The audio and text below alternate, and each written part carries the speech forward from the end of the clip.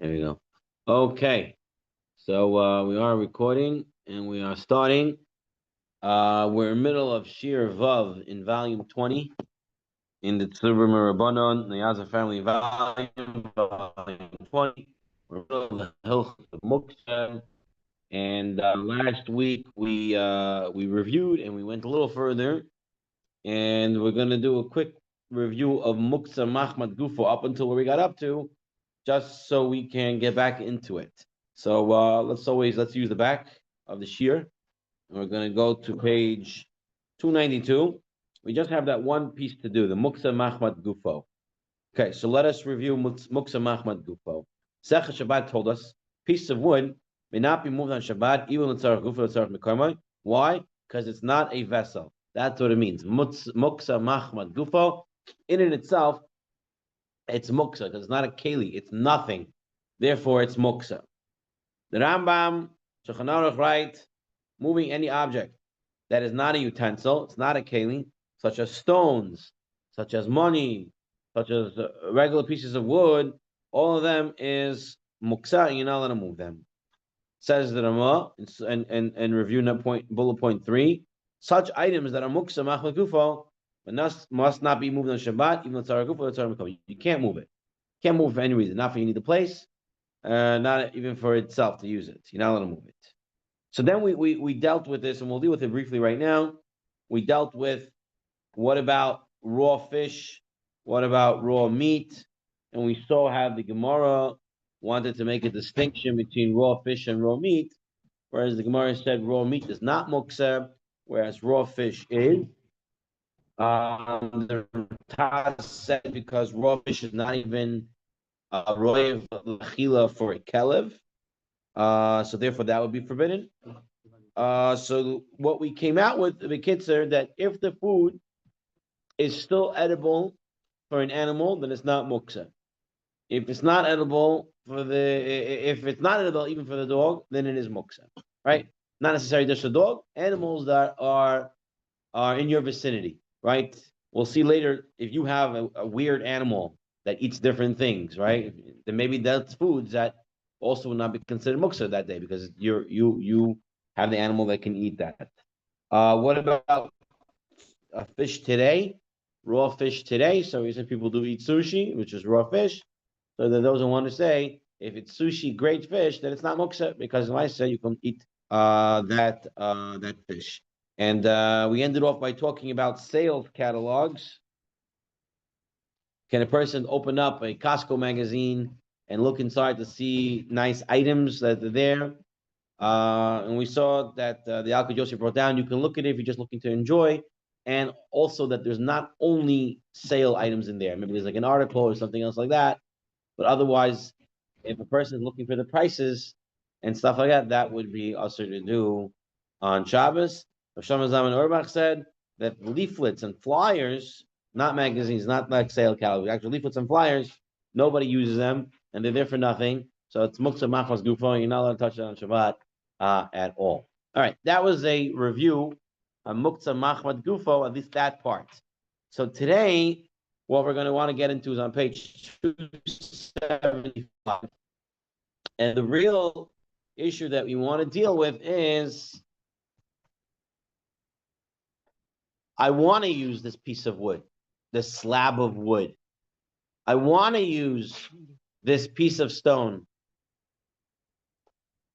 I want to use this piece of stone on Shabbat. I want to use this piece of wood on Shabbat. You're right. It's not a usable keli, but I want to use it now. Can I do that? And how do I go about doing that? So, yeah, the Gemara in Masechet Shabbat that tells us, Tana Rav Chana Kemei de Rav. What do you say? Hard branches of palm tree that were cut. They were cut for firewood. Now he wants to use them to sit on. What does he have to do? He has to tie them up. Right? So when you tie up pieces, a guy has firewood. Right? Think about it this way. There's logs of wood. Usually you cut logs of wood, you're going to use them for fire. You're going to use them for firewood. And but this guy now wants to, or for construction, So it's Muktzeh Machmat Gufo. They have no purpose. They're not a keli. They're slabs of wood. He wants to sit on them. So the Gemara says he has to tie the branches together.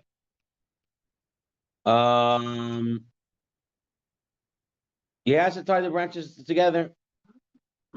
Rav Shimon Gamliel, that's our Rav Chana. Rav Shimon Gamliel says that he doesn't need to tie it. Ein tzarich l'kasha. He doesn't have to tie it. And they said halacha Rav Shimon Gamliel, that he doesn't need to tie it. Okay, so the first part of the Gemara says, do you have to tie it? You have these pieces of wood. You want to use this to sit on. Do you have to tie them together? Sort of make a hecker that you're going to use them to sit on, or you don't need to. And he said you don't have to. Pieces of wood. You have 2x4s, a bunch of them. You want to sit on them, right? So then the next part, Itmar, Rav Amar, you have to tie it. Shmuel Amar, no. What does he have to do? He has to choshev. He has to have intent.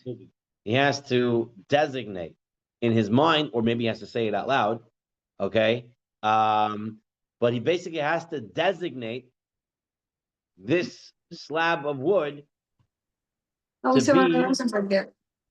be for a chair. Yeah, but we didn't see the Okay, if you can go on mute, I'm sorry. If you can go on mute. He's a handsome guy. Handsome dude. grandfather more than one time. He married his kid recently. Huge, his kid. His son, Abe, please put yourself on. I got it. Yeah, I got it. Yeah. All right. Very good. Okay. So Shmuel Amar Choshev. Rashi Amar. Rashi says all you have to do is Yoshev. Even if he didn't think it, even if he didn't tie it. I mean, even if he didn't think he didn't tie it, as long as he sat on it. Before Shabbat. One time. So here we have. This is the case in the Gemara. You had the slabs of wood.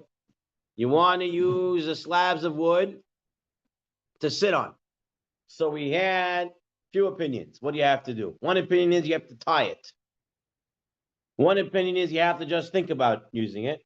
And one opinion is if you sat, you don't have to think or tie it. So if you read the bottom box, majority of Rishonim agree, the halacha is like Rabbi Shimon Gamliel and Rabbi Asi, that using the object for its designated use before Shabbat is enough, and no further mental or physical designation is required. So if you actually wanted to sit on this and you sat on it, then that's enough. You don't have to do anything else. The Shulchan Aruch rules as follows as well. So let's take a look at the Shulchan Aruch in the next source on page 276, source 44. So you have here, what is this? Branches of palm tree that you cut them, l'sreifa. You cut them so you should use them as firewood. So it's muktzeh. So also l'taltalam. Ain't not allowed to move them on Shabbat. Yoshev aleim me'at mi'ba'od yom. If you sat on them a little bit on Friday, muter l'shev aleim b'Shabbat. You're allowed to sit on them on Shabbat. Okay?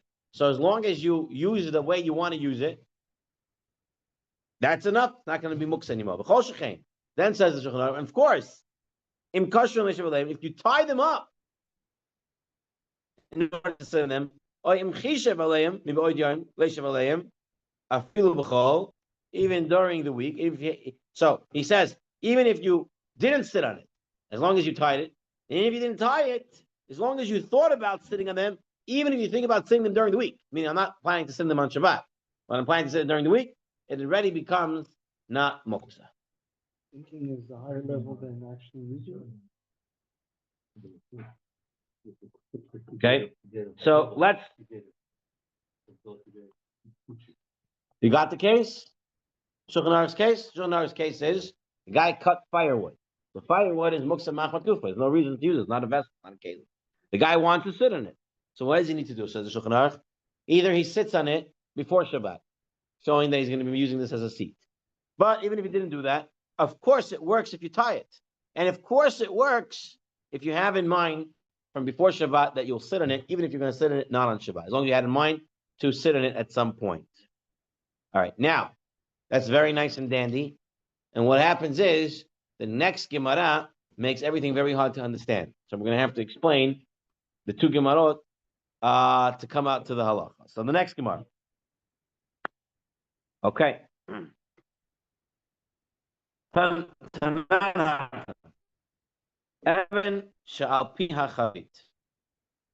A guy has a stone on top of the barrel. Okay, so it's being used as a what's it called? A bottle cap. Okay, so it's on top of the barrel as a bottle cap.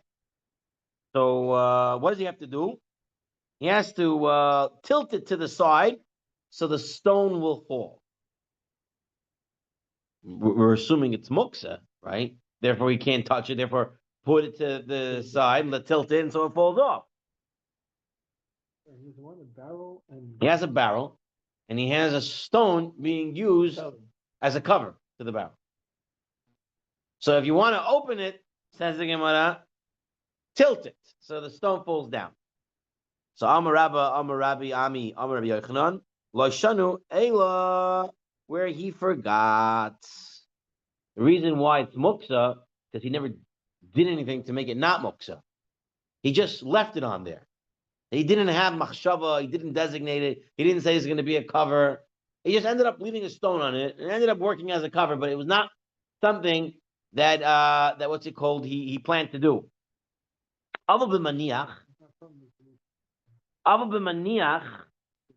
Now this next line is the hardest part. If he placed it on the barrel.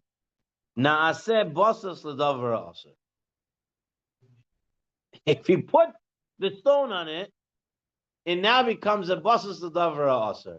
Okay, what's a basas l'davra aser? So basically, you have something that's not muktzeh, and you put something aser on it.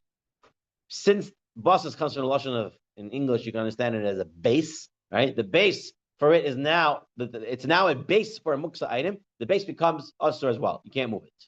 So, says the Gemara, if you place the stone there on purpose, the stone is muktzeh machmas gufo, so the barrel now also becomes muktzeh and you can't move it, which really is very hard to understand, because if you tell me, if I use a muktzeh machmas gufo for a reason, right, like I'm sitting on the wood, and then it's no longer muktzeh, so if I place the stone on top of the barrel, it means I'm using it as a cover. So why is it coming muktzeh? Not only that's muktzeh, the barrel becomes muktzeh because of it. Why is it becoming a basas l'davra aser? Right, it should be all okay. So Yosef, Amar Rabbi Asi, Amar Rabbi Yochanan. This case that they said that when you have to tilt it to the side, that's if you forgot and you left it there. But if you placed it, you made it a cover for the barrel. Okay, so you have here the same barrel. So here's the barrel, all right, and place a stone on top of it. One says the whole thing becomes muktzeh. This is muktzeh, Mahmad Gufo. This becomes a basas l'davra aser. The whole thing's muktzeh. The other opinion says it's a kisui, and you're allowed to move the whole thing. You're allowed to move the stone, you're allowed to move the barrel, everything's okay. So the Gemara's question is, what are they arguing? But the barrel had the kisui already before? Yeah. Or this is the kisui? No, that's the kisui. That's the kisui. He put it, Himaniach. Right. He placed it there. Right. So that's the kisui. Okay. So my Kamafligi, what are we arguing? So Mar Savar Be'inyan Maisa. One says there was a Maaseh done to the stone. Umar Savar Lo Be'inyan Maisa. And one says there was no Maaseh. Okay? Be'inan.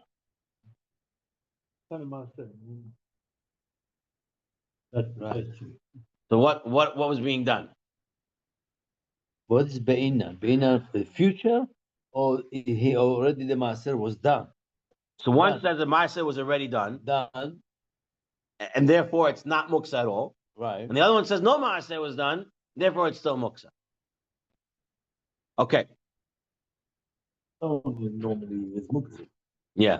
So what turned it what turned it from not Muktzeh to because To you being need a cover. you need it Some for sort of cover. masa. You need it for So cover. you do gotta do something. A cover. Right. So what do you have to The do? question is what? Whether you have to file it, burn it. Right. So that could be a masa to the cover stone. it, You smooth so- it out. You did something to it to show that it's no longer a stam stone, but rather it's something that I'm using. I'm designating. You have to do it before Shabbat. Yeah. So let's take a look. Let's slowly.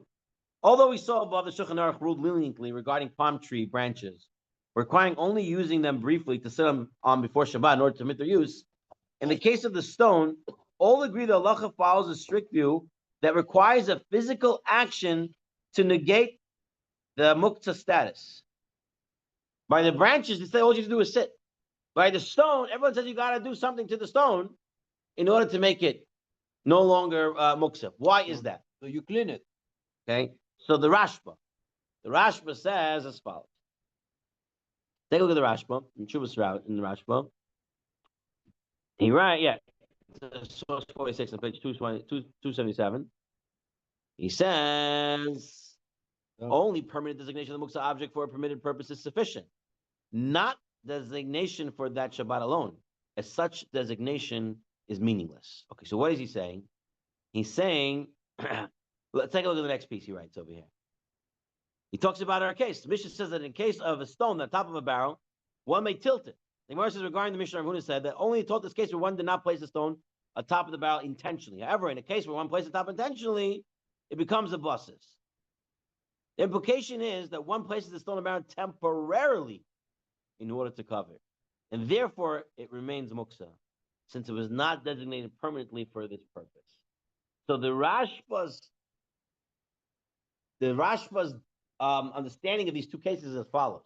He says in the one case where I put the stone, the whole thing become muktzah because it was a temporary designation. I only wanted to use that stone for one Shabbat to be a cover. Therefore, it remained muktzah. But if I permanently designated it, forever, for now and forever, it's going to be a cover, No problem. then that's not going to be muktzah. That's the Rashba's distinction. Yeah, because you change the use of the stone for something else already. You saying permanently. Right. If you made a permanent You designation, make it says a the cover. Rashba, You make it a cover. that's enough. If it's not a permanent designation, it's not enough, says the Rashba. The Ran sees this case differently. The Ran says, let's talk about the items in front of us. And he says as follows. He says, even designation for one Shabbat, Nami, should be fine. Now, what's going on with the stone on top? He says because a stone is very hardly used as a cover. Pieces of wood that are together, it's common to sit on them. Anything that is commonly used for a particular purpose, designation for one day is sufficient. Sitting on pieces of wood is a normal thing to do. Therefore, temporary designation is enough. But when it comes, and take a look at the next piece,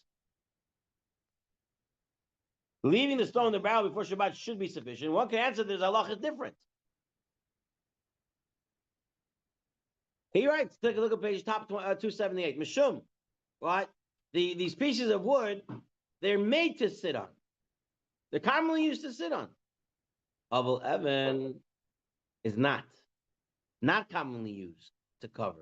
And because of this, placing it on the barrel before Shabbat is not sufficient, says the Ran.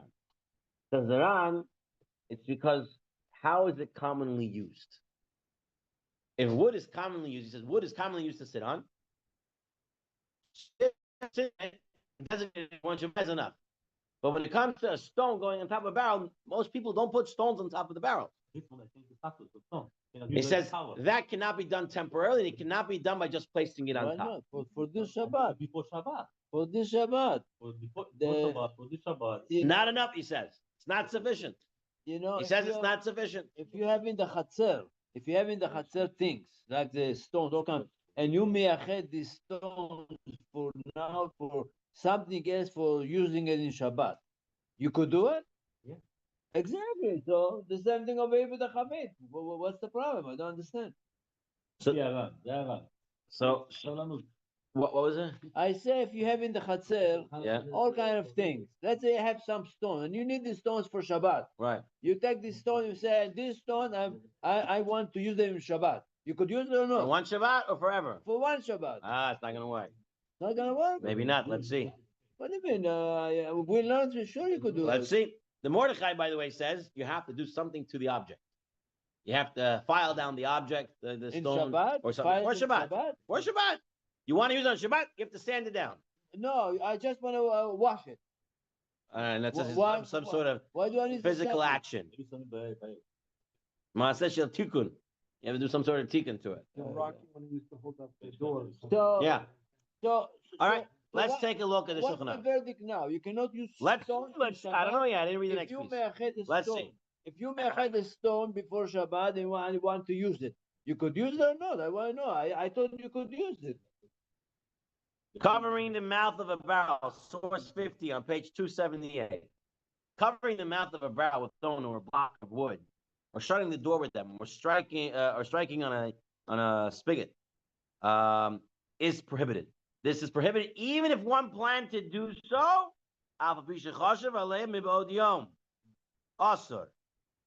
Okay. One, if one doesn't the object for this use for the Shabbat alone, then that's not enough. Okay, that's if he said I'm going to use this for this week. This stone doesn't work.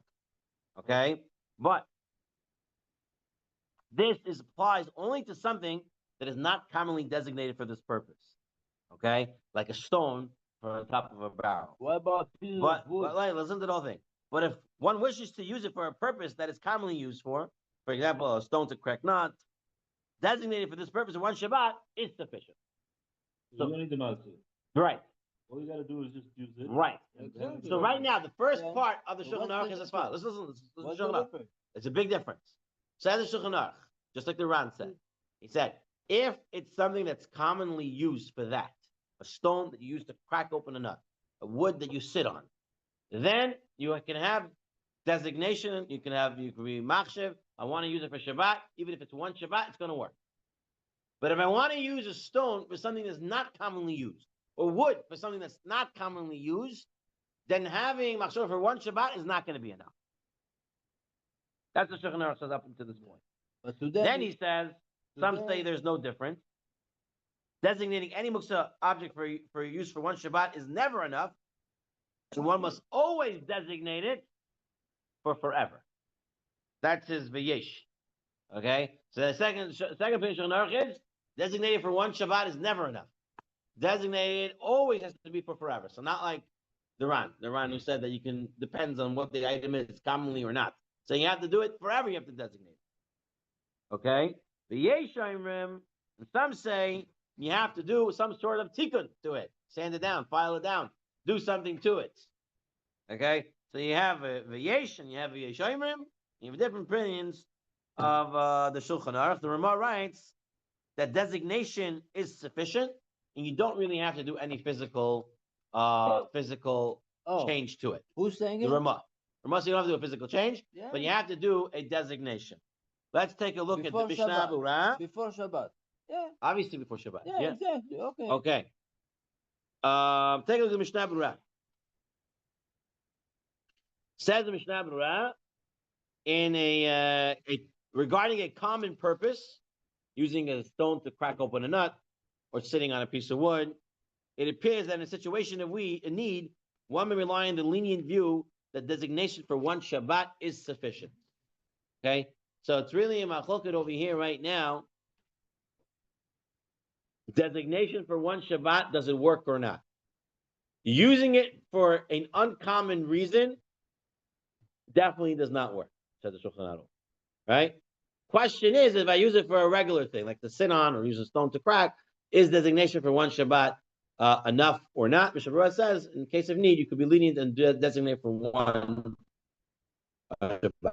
Let's take a look at Shabbat, and then we'll look at this in the Yalkut Yosef and the laws of Shabbat to get the final psak and how we should do things. Let's take a look over here. In source 52 on page 279. Things which are muktzeh, machmat gufo, can be converted into usable utensils by being properly designated for use before Shabbat. How do you do this? The proper methods of designating sticks and stones are: 1, do something physically to alter them. Okay, so that's the Mordechai. That's to do the Maisa, is to actually do something to it, and that works. Designating it for permanent use. Saying I'm always going to use it for this. For instance, if one wants to use a stone as a paperweight or to hold open a door, he can convert the stone into a utensil by altering it, such as standing it down.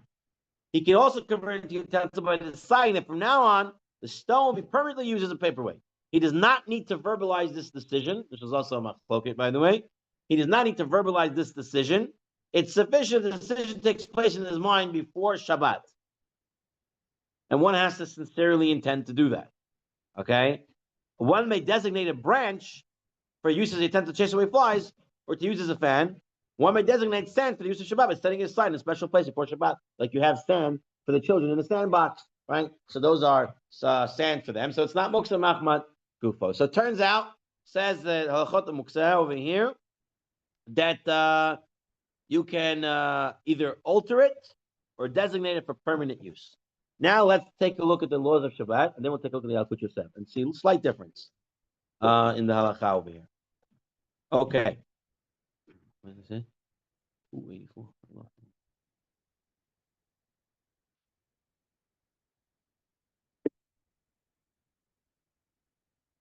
248. Okay.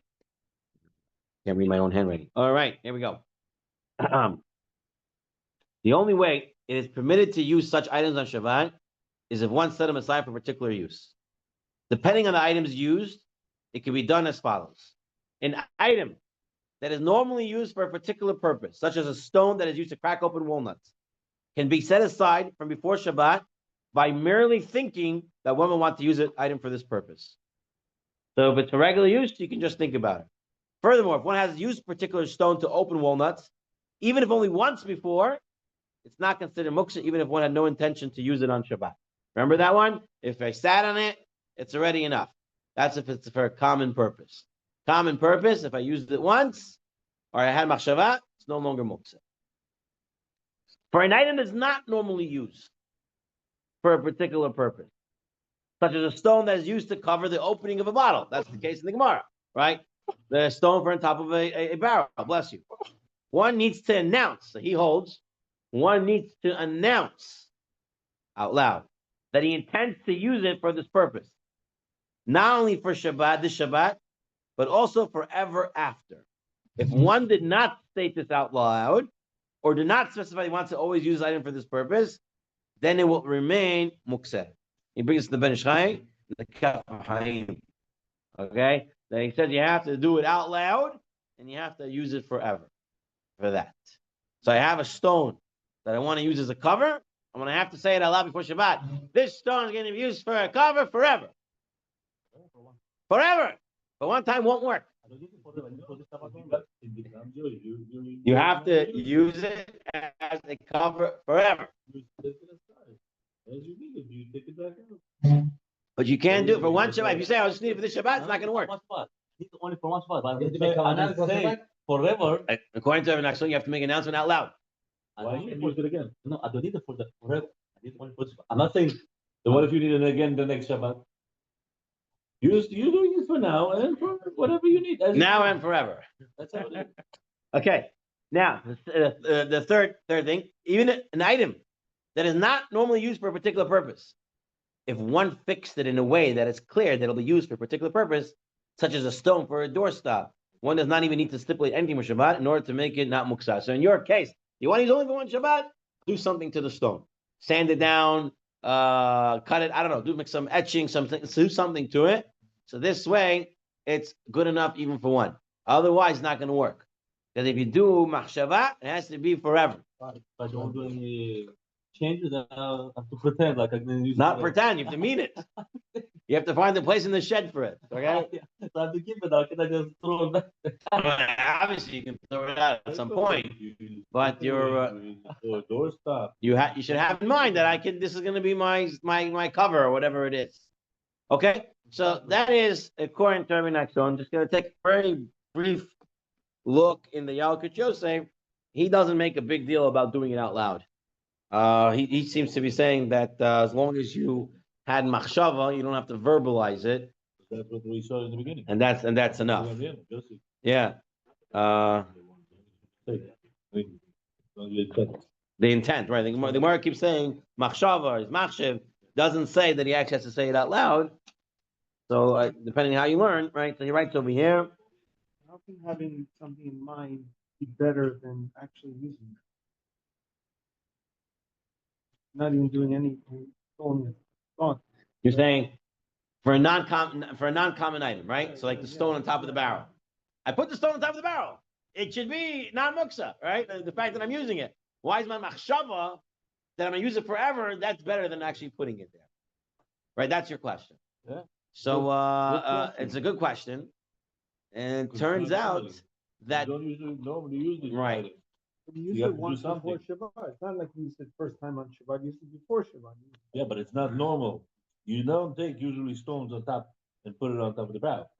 If it's Okay, something normal. If it's something normal, it changes the If entity. it's a nice looking stone, why not? Right. Like flat and Right, nice, right. why No, not? we're talking about a stone that you took from outside and you put it on.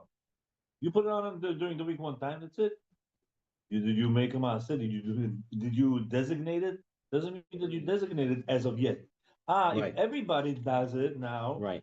it changes its entity, it changes the mahut, what the usual item is to be used. Saying very good. So therefore, it changes the designation. It changes also the way to designate. And that's what we're Right, getting to. right. No, it's very good. That's what it's saying. It's very good. I would just say an example for this. I would say that if I walked in and I saw you put a stone on top of your barrel, I would just think you had some big stone, you didn't know where to put it, and you put it on top of your barrel because it's not a common thing to do. So when you designate it and say I'm going to use this forever here, that makes a bigger difference, at least to you. You understand what I'm saying? If you found a piece of wood, pieces of wood are used to cover To sit things. and stuff. Where the stones are not used to cover things. So if you use the piece of wood and you used it once, okay, you could say the wood is always how you say usable, and it changes its entity because you used it already once before. But a stone, you cannot change its entity because it's not being used as a common thing by others. Very good, very good. Now, Rabotai, I just wanted to read the part from the Alka Yosef where he writes, "It's not necessary to verbalize one's intentions. It's enough to do so in one's mind." Okay, so Yakut Yosef says you don't have to actually say it out loud, but Rav Nachshon here brings down from the Ben Ish Chai and the Kaf HaChaim that you should say it out loud. But So- it's that Kudusef says it's forever. Yeah. It's Muktzeh unless he designated before Shabbat to always use it for this purpose.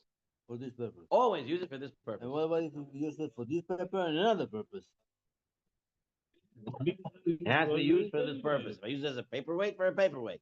As I use it for a Use cover, for a this cover. For once a year and use this stone for other You things. can use it for anything. It's But not Moshe- necessary anymore. No, I think you're talking differently. No. So once he He's saying designates only it before Shabbat, it becomes allowed for everybody in the family to use that item. Right. Once you designate it, so Malkiel's question is, I designated it, so everyone in the house can now use it? I would assume so, yes, because it's not muktzeh anymore. It's a designated item. I made it a keli by designating it for use. And if it's a keli, then it's a keli and it can be used. Okay, fine. All right, let's move on to our next topic. Our next topic on page 280. And this is really going to get us in to the topic of graf shel re'i, okay, which is literally meaning a chamber pot, but taking out the garbage on Shabbat or removing the shells and the peels off the table on Shabbat. So let's start over here. We have a Gemara Masechah Shabbat that tells us one may move squill on Shabbat, whatever squill is, because it's food for the deer. And he can move mustard because it's food for the doves. One Shimon Gamliel says one can even move glass shards, pieces of glass, because ostriches, right? They can eat them. All right. So it seems to be anything that's edible can be moved. So Natan said, if that's so, then you can move bundles of grapevines on Shabbat because it's food for elephants. Shimon Gamliel says, no, ostriches are common where we live. Elephants are not. So therefore, you cannot move grapevines. But yeah, no. Wherever they were, okay? A Maimar said, The Babel.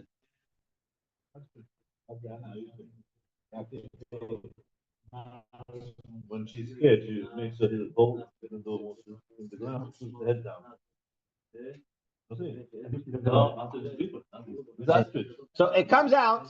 So what's what? Yeah, so when she's scared, she makes a hole, she puts the head down. Yes, that's the ostrich. Yeah. So it's a famous midrash with Moshe Rabbeinu when on his way to Midian, and he was a king in Africa, and the whole thing with the ostriches. You remember? You know what I'm talking about? No? Yes? No? Yeah, Moshe Rabbeinu. He had to fight this war, and he had to do this whole thing. Yeah, it was the thing with the ostriches there. Yeah, it was. Yeah. He used the ostriches to somehow fight to win the war or something. I don't remember the midrash completely, but there is a midrash as such. Yeah. All right. Okay, so the Gemara, the box in the bottom. The Gemara clearly implies that if one owns an uncommon animal, I own an elephant. I'm a zookeeper. I have an elephant. Waste that can be given to this animal is not muktzeh. Otherwise, only waste that's fit for common animal may be moved on Shabbat. Says the Shulchan Aruch. Anything that's edible for an animal or for an oif that are mitzuyim, that they're found around, you're allowed to move them. That's not found, right? If he happens to have that elephant or that parrot, so if it's a common animal, so everybody has dogs around there, and everybody has cats around here, and you have squirrels and you have stuff like that. So if you have anything that they could eat, you can move it around the Shabbat. It's not muktzeh, okay? But if you have something that only the elephant's going to eat, and you don't have an elephant, then you can't move it around.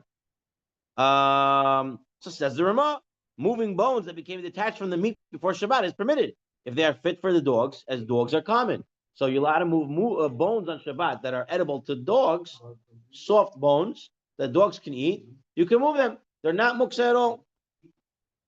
Says the Shmisha Berurah, even if the bones became detached on Shabbat, right? It started off as a machal for people, and then there was bones left over. Those bones can definitely be moved on Shabbat because they still can be eaten by a dog.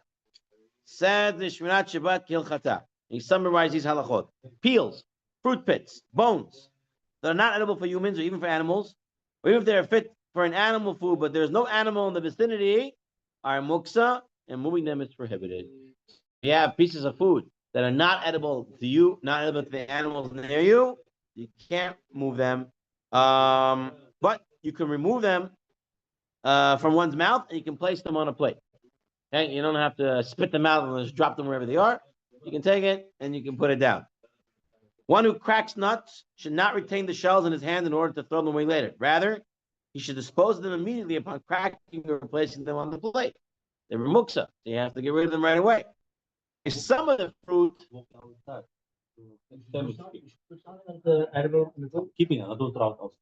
keeping my pocket on my cup, I hold cup, dirty cup, and put all my things there. The teeth, the thing I call the shells. the shell. Let's see, that might be a problem. If some of the fruit remains on the peels or on the pits, or even if the pits contain some edible material inside them, even if he's not intending to eat them, they're not muktzeh. Moving them is permitted. The same applies to bones, in which some meat remains, or if they contain marrow. So right now we're saying on the shell itself, there's some, like sometimes you eat the cherry, right? In the cherry pit, most people are not cleaning off the cherry pit to that extent that there's no fruit left on the cherry pit. As long as there's some fruit left on the cherry pit, it's not muktzeh. Some fruit on it. Food items that have spoiled or are not fit for human or animal consumption are muktzeh, and moving them is prohibited. So if you have spoiled food, you're not eating them, animals not eating them, they're muktzeh. So if it's edible, something edible, you can move it. It's not edible, you can't move it. Pinini halacha says example, it says food scraps that dogs or cats can eat are not muktzeh. Even if you don't own a cat or a dog. There are cats and dogs in the town, and they'd be happy to have them. Okay? So if you have in your house food that cats and dogs eat, you can move them. Similarly, bones are not muktzeh, since cats and dogs eat them. However, food scraps that neither man nor animal will eat, such as nutshells, husks, and fish bones, are muktzeh. Because animals apparently are not eating these. Additionally, if food scraps will be eaten by some animals but not found locally, they are muktzeh. Apricot pits that children play with. I've never seen it, but apparently at some point people play with apricot pits. Okay, that were excited Shabbat are not muktzeh because they have a usage. They're being played with. Where, by the way, how close does these animals have to be near you? How close does the animals have to be near you? Says the Yalkut Yosef. He says, even if they're on the other side of town, even if the animals are on the other side of town, you can move the items in your house. Yeah. Even if the only dogs in the city are at the other end of the city, and people do not normally walk there on Shabbat, the bones are not muktzeh. So as long as you have animals in the city somewhere, even on the other side, I don't know how we classify city, but whatever, even if it's on the other side, and that's considered found locally, and you're allowed to move them on Shabbat. Yeah, I don't know. I understand that, but you're looking at New York City as being the 5 boroughs. I always have a trouble with that. I don't know how to view it, halachically, how to view the 5 boroughs. Even if you're in Queens and it's a Queens Zoo, the Queens Zoo animals are considered animals of the city, or they're considered. Complicated. You can't. You need an entrance fee to go there. Yeah, I would say that's separate. It's a whole separate entity, right? It's a whole. We're talking about common dogs that are around, animals that when I say eat it, you can't go into the Bronx Zoo and feed them your scraps. They're gonna say, "Get out of here!" They're gonna find you and put you, I don't know what. Right? We're talking about they're found. So even if they're not found next to your house, but they're found at the end, and the mice, they could eat it if it was next to them. So then that would be fine. I think that's the way to properly look at that. Okay, so that all now leads us to the topic we're really wanting to get into, which is the which literally translate into chamber pot, which was basically a commode, a toilet, bedside toilet, something. Yeah, potty. There you go. Better word. Okay, so let's take a look. Someone has the chicken's made a mess. All right, they made feces. So yeah, so you don't want the feces. The children want to go play outside, and the feces of the chicken are there. You can make a whole mess. They made a mess. The children made a mess. You don't want that. So what could you do? Can I move away that soa? Can I move away that excrement? So the Gemara says you can put a pot or a bowl on top of it. So you can secure it in its place, but you can't move it. So the Gemara asks a question. The Gemara says, why can't I move it? Suffice that it's permitted to remove the feces because it's like a chamber pot of feces. And we learned that the graph shel rei we could move. And maybe you're going to say only if it's in a pot. And here it's not in a pot. But we learned that if a person found the mouse amongst his spices, right? And Rav Ashi said, take it by its tail and remove it. So it doesn't have to be a pot. Yeah. It's a graph shel rei. Dead mouse. A mouse. Anything that's repulsive gets the status of a graph shel rei. Not necessarily just. Usually is number 2 in the Gemara. I think I'm telling you, the way in halacha, graph shel rei is anything that is repulsive, that people don't like to be around. Right. So this mouse becomes a graph shel rei. So he said to him, take it by the tail. So you see, you don't need to be in a vessel. You can move it straight up. By the way, I once saw someone do it. I saw someone take it by the tail. It was an older Bukharian guy. We were in the shul, and there was a mouse. It was before Shabbat, and there was in the sink. There was he just took it by the tail, threw it outside. No gloves, nothing. We must say that the feces were in the garbage dump, and since the feces were not located next to the household members. So why in the Gemara didn't let you pick up these chicken feces? Because it was outside. It was not where people were. Since it's not where people were, you cannot move a graph shel rei, a repulsive item, if you're not there. You can only move it if you're living there. It's your living quarters. So since it wasn't in your living quarters, so the eitzah was to put a bowl on top of it so the kids can play out there and they won't get dirtied up. But otherwise, you can move a graph shel rei. You don't have to be through a pot.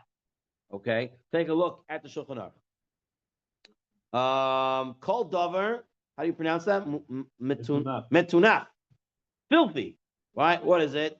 Such as re'i, such as vomit, such as dirt, ben shel adam, ben shel tarnagolim, v'chayotze behem. Im hayu b'chotzar sheyoshivim shaba. If it's in a place where you're sitting, muter lahoitzi am le'ashba lebeitak, you say you're allowed to take it out. Va'afilu b'loy keli, even without a keli. Im hayu b'chotzar she'enu darsham. But if you're in a place that you don't live there, you're not. It's not your living quarter. Also lahoitzi am. Then you're not allowed to take it out. Okay. So right now at this point, what we know, a graf shel re'i. So anything that's filthy and repulsive, if I'm living in that place, I'm using that area, and it's there, I can technically pick it up and put it in the trash and wherever it needs to go. The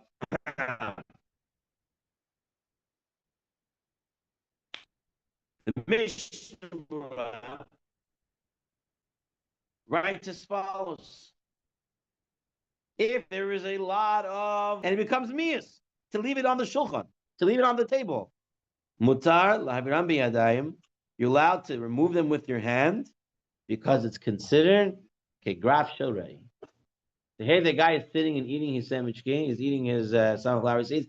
Pile. Becomes a big pile. It's disgusting on the table. No one wants to see all your sunflower seeds. You're allowed to take it with your hand and throw it in the garbage. Graf shel re'i. It's a repulsive item on the table. You can remove it. Okay, that's the Mishnah Berurah. Same thing with eggshells. If I take my eggshells and I pile them all in one place on the table, everything's there. It's a big pile. Just take it and throw it out. Graf shel re'i. It is Muktzeh. The Chachamim put a heter into the Muktzeh because it wants you to have cover the brias and wants you to enjoy your Shabbat. Doesn't want you to have a repulsive item in front of you. So they gave a heter. They said, if it's a disgusting item in front of you, you can pick it up and throw it out. When would it be Muktzeh that you couldn't move it? I mean, the whole point of Muktzeh is you can't move it. So you're saying you can move it, so why do you then call it Muktzeh? When it becomes a graf shel re'i, you can move it in order to enjoy the area that you're living in. So if you're not living there and you're not using it, you can't move it. It's Muktzeh. But if you're using that shulchan or whatever it is, that area that you're in, then you're allowed to move it.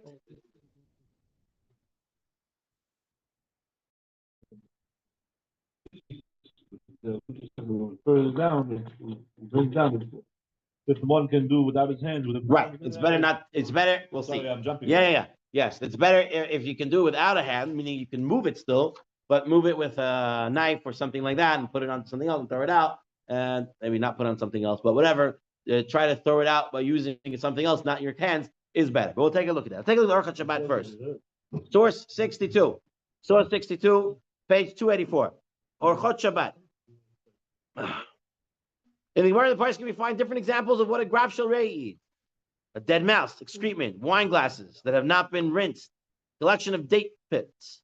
Some write that if one is sitting in a sukkah, many pieces of schach fall on the table, and it's repulsive to the person, it's possible to remove this as a graf shel re'i. Okay, anything that's muktzeh, that's in front of you, it's not something nice, you can move it. Same thing. He writes, any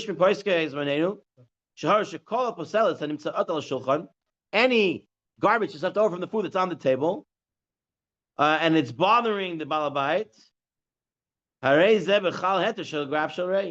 So if you have any time you have garbage on the table from the food that you ate, consider it graf shel re'i and you can get rid of it.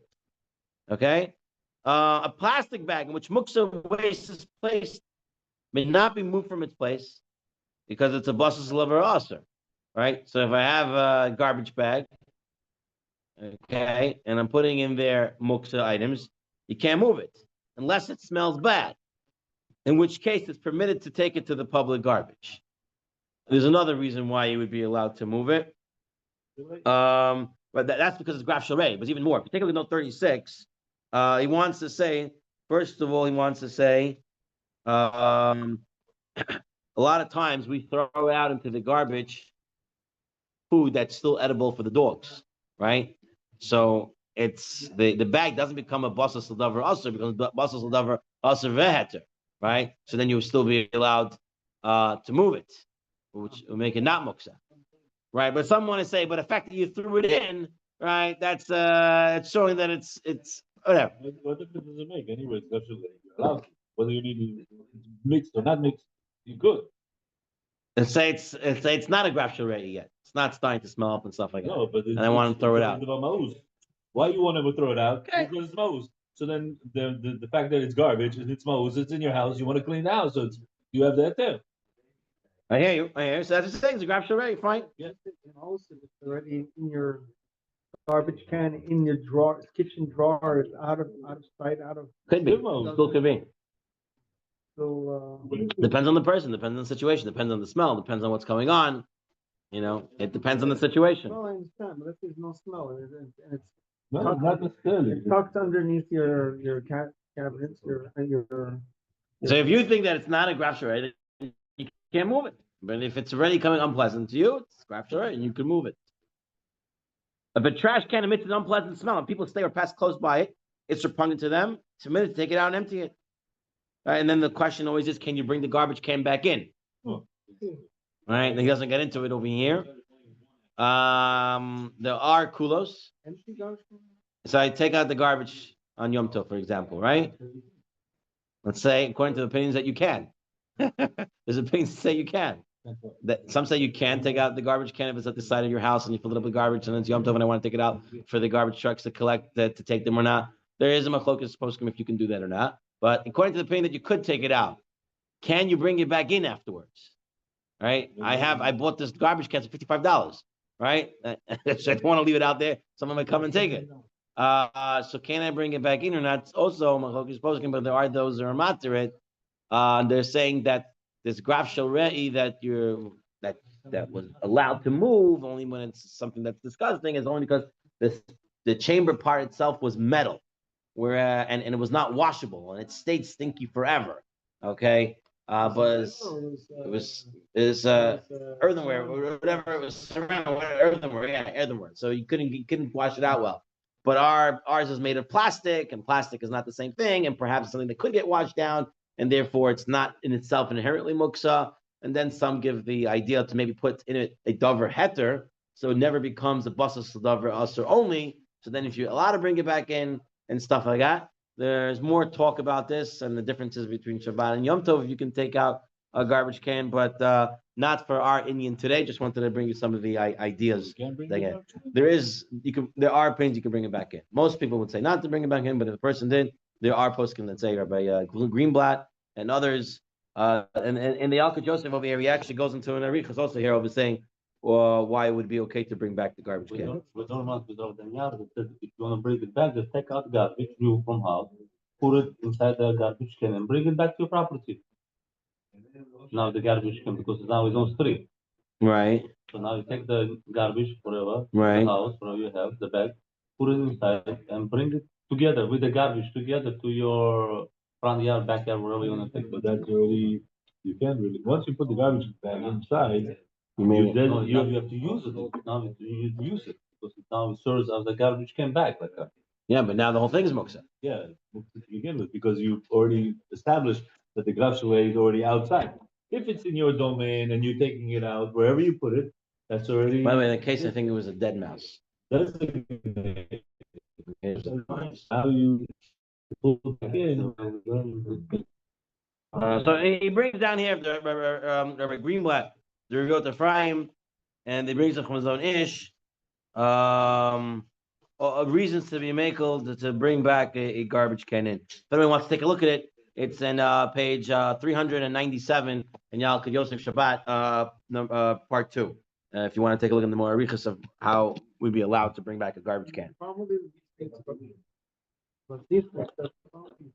Either in itself even if there is it's itself a dvar muktzeh, or it's a buses of dvar iser. And he goes through different opinions of why it would not be a problem. Okay. Concerning trash cans in the home or in the yard, as long as it's not overflowing and does not have a foul smell, forbidden to move it, says the Piskei Teshuvot. The foul smell will emanate from the first trash over the course of Shabbat, meaning right now it's not smelling, but I know it's going to smell later on. Then it's permitted in any case to remove it, even if it does not currently have a smell, says the Piskei Teshuvot. So I don't have to wait for it to become so bad. As long as I know it's going to become bad, I can take it out already. It's a grab shalei, and I can move it out. Everything will become bad. Apple, this is gonna become bad in 100 days. Repulsive. Then if it comes to the grab It'll shalei, be repulsive. I think it means on Shabbat, over the course of Shabbat, not necessarily like a week later. Oh, okay. So now we're talking if we can move it with our hands, which we saw yes, but is that something that we should be doing or not? Says the Shulchan Shlomo, the one is not obligated to move it indirectly. The concept of graf shel rei is considered heter and not dichoy. It's not considered moving. It's not. This is a heter. It's permissible to move it. It's not that the rabbi is saying it's okay to move it, but rather this is an ingrained heter that you're allowed to move. Muktzeh if you do it directly with your hand. You can do full action. The shell's on the table. Pick it up with my hand. Throw it out.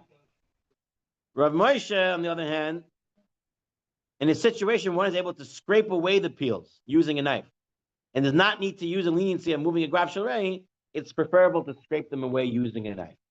So some people would do, they would bring the garbage can to the table, near the table, and then they would take the knife and move all the stuff into the garbage can, right? If many peels collect on the table and it's repugnant to a person, leave them on the table, so the Al say it is permitted to remove them from the table even by hand. And this is equivalent to graf shel rei, which is permitted to remove even by hand.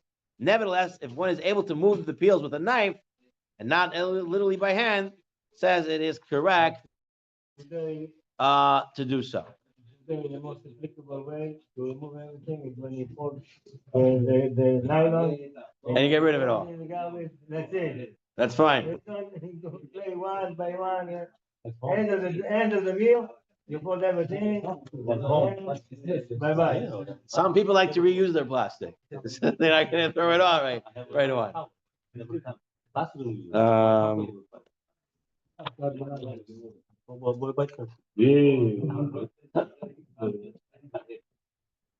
Okay. Quickly, let's just look. Food waste such as shells, peels, pits. You're allowed to throw them out. They're graf shel rei. Animal waste, unwashed pots and pans. They move to sink. Soiled diapers or bedpans. Okay, so the baby just made. You change the baby. What? I can't move this diaper now? No, the diaper is a graf shel rei. Throw it out. You don't have to just drop it right there. Garbage bags or cans may be removed if they smell. Okay. Let's see, it brings over here. Okay, I'm just going to read you what I talked about before. One should place, okay, here's the halacha. One, says the laws of Shabbat every next one. One may empty his garbage bin outside on Shabbat and even bring it back inside once it has been emptied, as long as there is a valid Eruv. All right? He brings it as halacha. Eruv, you have an Eruv that's kosher, The garbage truck came, they moved everything. you can take it back in. You can bring back your bins inside. That's what he wrote. And in the bottom here, he writes, the Halichot Shabbat. So it's better not to. Better not to. If you don't have to, don't do it. But if you have to, you can move it in. It's not a problem. Rabbi Greenblatt said you can bring it in also. He says you can take it on Yom Tov, put it out. They come pick it up, bring it back in. So if you see people doing it, no, you don't have to go crazy. Okay? You see people taking it out, there's Poskim will say it's okay to take it out. See, take it back in. Poskim will say take it back in. You want to be machmir. You don't do these things. That's very good. Which is what?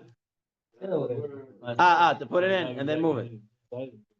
So some say if you don't let go of it, right? Also, okay. He writes on the garbage can before Shabbat. So what you should do? Place something permitted. Then it becomes a bustle of a usher of a heter. And this way it's not muktzeh. Then it can be brought back. That's the Halichot Shabbat Malkah he wants to bring down. He says, if you didn't do it before Shabbat, you can put something permitted in the garbage on Shabbat and carry it back to the house. You can put something permitted inside. They put a bag inside, an empty bag, which is a permitted item. Okay, and then you can bring it back in. He says that also. So you could bring your garbage can back in. Lach l'maaseh in the end of the day. All right, we have a few more minutes. We have actually 1 more minute. So just look at the next piece. I'll say it out loud. Question is, can I create a situation of graf shel rei?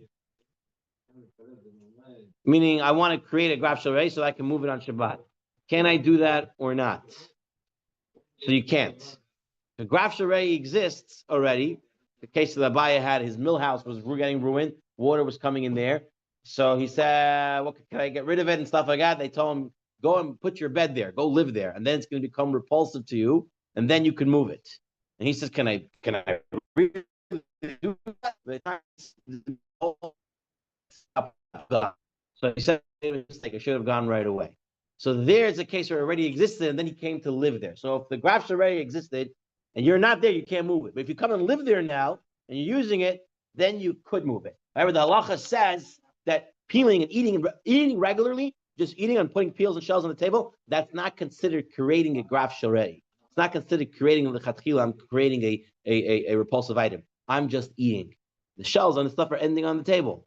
That's not me creating graf sharei. I'm doing a derech achila, and it's happening, and therefore I can still move it. And I don't have to say that it's not something that I shouldn't be doing. So eating regularly and creating a garbage like that is mutar. It's not considered I'm creating a graf sharei. It's just happening in my normal derech achila.